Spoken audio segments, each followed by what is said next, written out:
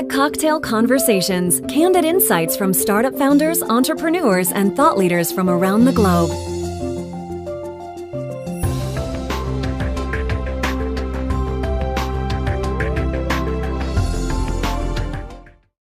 When we started 2 years ago, we knew that celebrating entrepreneurs and promoting particularly other regions around the country would be a good thing.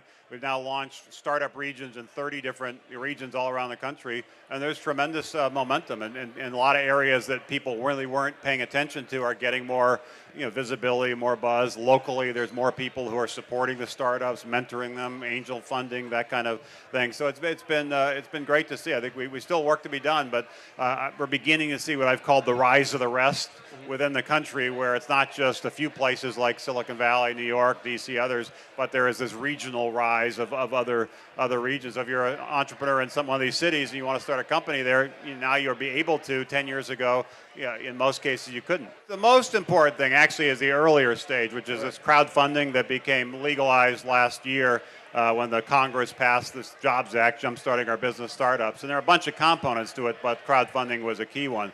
And that's particularly important in these regions that don't have well-developed angel networks or seed financing. Right. So now you have the ability to essentially put your company up there, and people in that region or outside that region would be more aware of it. So I think it's a big deal. It's not yet fully legal because the SEC still has to write some rules, so it's taking a little bit longer than we'd like. But that I think can be very helpful to get more entrepreneurs to get that initial few $100,000 they need to really get on the playing field and have a shot.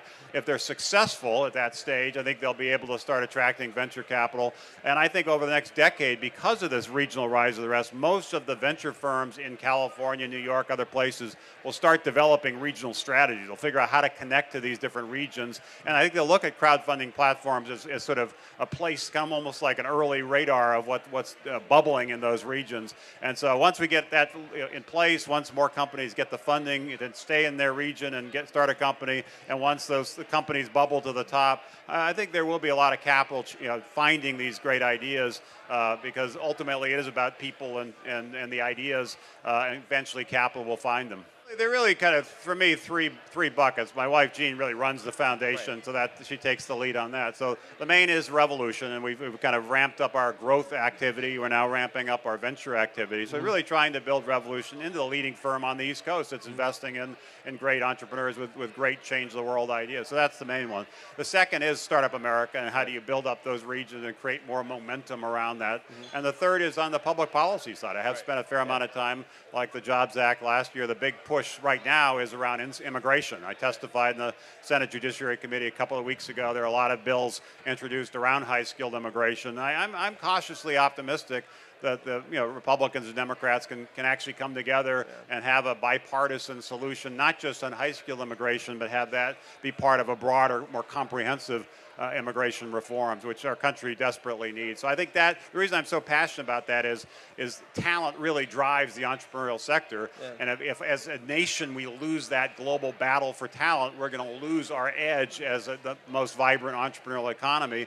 And there are many countries that have really stepped up their activity in the last 5 or 10 years to really be a magnet for talent. Our policies around attracting entrepreneurs and engineers, innovators, is really out of step with what's happening globally, and we really need to fix that and fix it quickly. The good news is we still attract some of the best and brightest from all over the world to come to our universities. Over half of the people getting PhDs and masters are from other nations.